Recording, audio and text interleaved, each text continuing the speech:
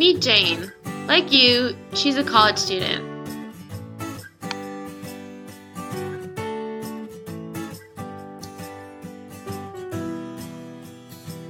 And like you, Jane struggles with understanding immunohistochemistry.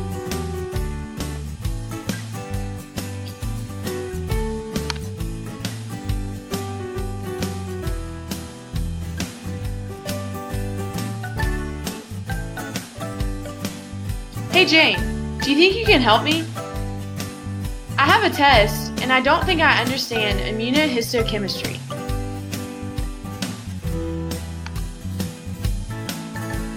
Of course, Tamara. I'm an IHC expert now, and I'm going to tell you all about it. What is immunohistochemistry? Also known as IHC, it is a common laboratory technique that uses antibodies to stain certain antigens on a tissue sample.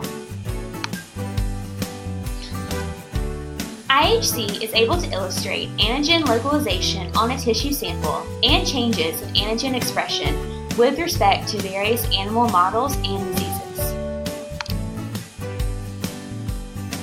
Who uses immunohistochemistry? IHC is used for disease diagnosis, biological research, and in drug development. Physicians use IHC to diagnose if a tumor is benign or malignant, to determine its stage and grade, and to identify the cell type and origin of a metastasis in order to find the site of the primary tumor. Okay, so how do you perform IHC? I'll show you. Okay, this is a brief overview of immunohistochemistry. But don't worry, I'll explain everything in a few seconds.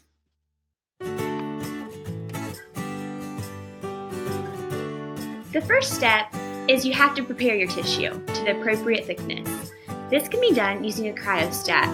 As you can see here, it's kind of like a big deli slicer.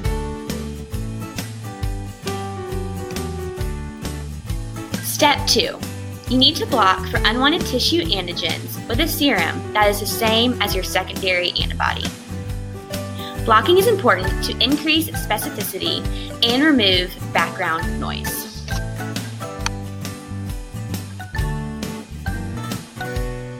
Antigens may be found attached to the cell membrane. By binding an antibody to an antigen, you may identify specific proteins. As you can see below, an antigen has an antibody with a specific binding site.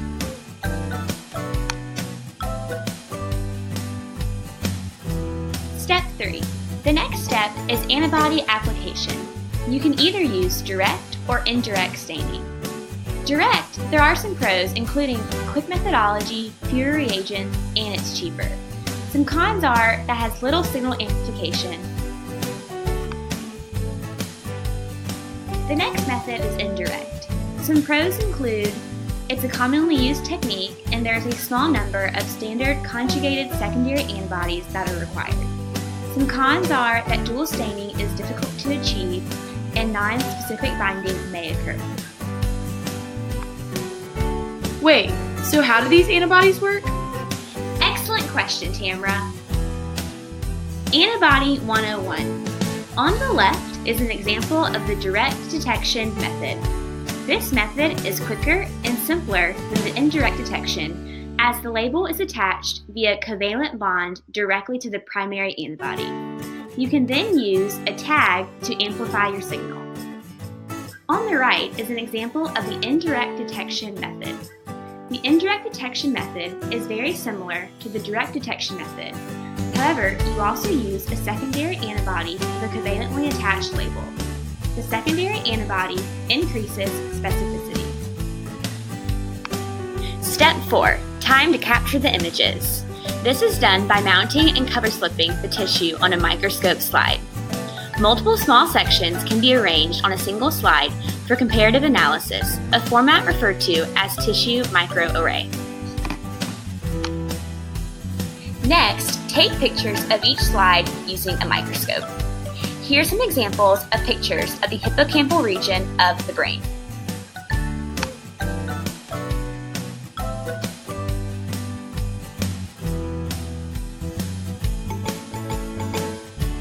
Step 5. Analyzing the images. There are many different softwares that you may use to analyze the images.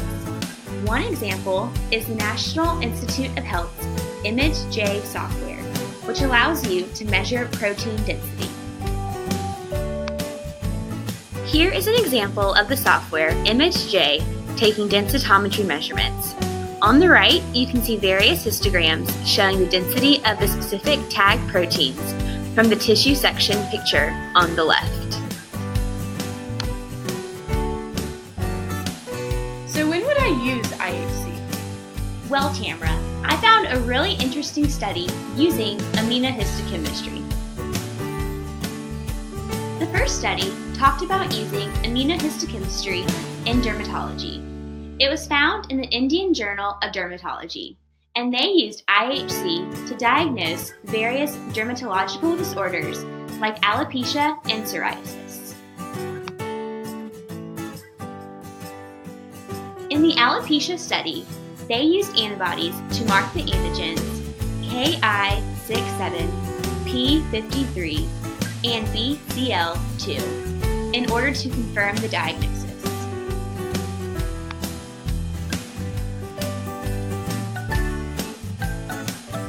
Furthermore, in this dermatological study, the researchers were also able to identify a deficiency of FOXP3+ in order to predict the severity of psoriasis within patients.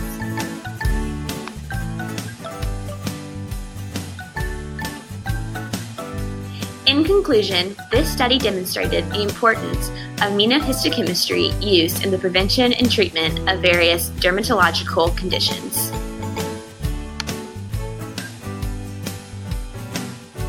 This study demonstrated how immunohistochemistry allows medical professionals to differentiate between two diseases that present themselves with similar symptoms.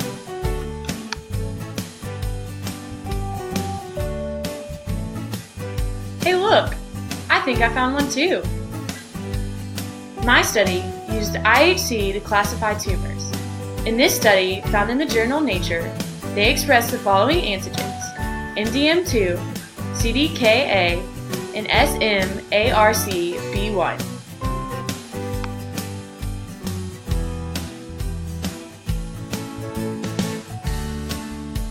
Then, the researchers in the study were able to use these antibodies in order to diagnose soft tissue tumors. They were even able to determine where the tissue and tumors were derived from. Because of this need, researchers have been able to develop more specific immunohistochemical markers for soft tissue tumors in recent years.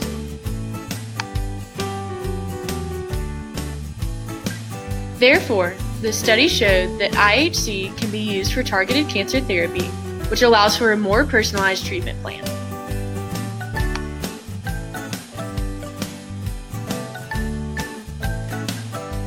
Wow! Thanks, Jane. I learned so much. But let me make sure that I have this right. Immunohistochemistry uses antibodies to label specific proteins in tissue samples. This is helpful when to analyze protein expression with respect to various diseases and disorders.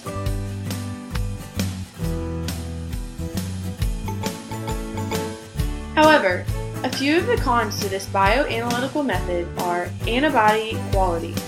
Antibodies are pretty varied when it comes to quality. There are often a plethora of antibodies available for the same target.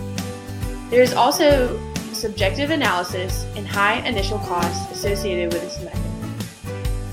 But for the most part, immunohistochemistry is relatively straightforward. It can help you visualize proteins within a tissue sample, and it provides nice data.